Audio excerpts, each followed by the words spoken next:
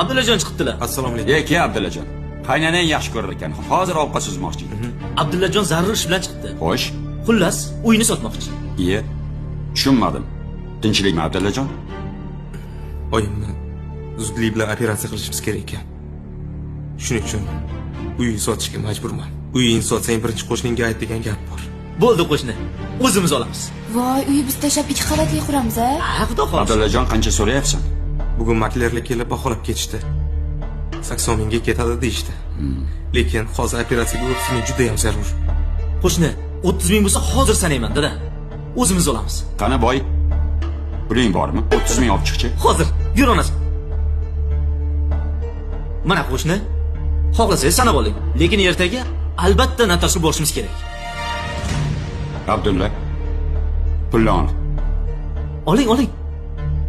Topganingni berarsan. Iye. Dada, Bermasang ham mayli. dada.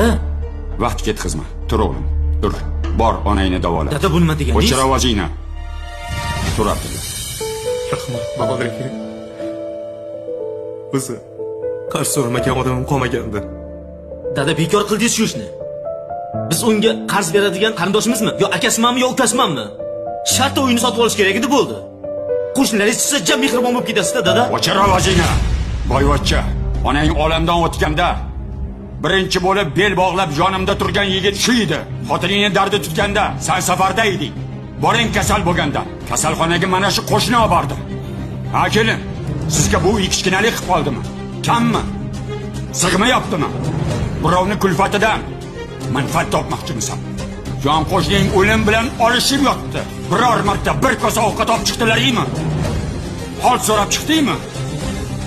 Eskilar bekorga aytmagan.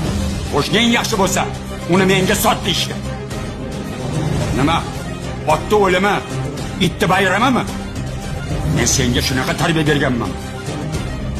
Ahmoq!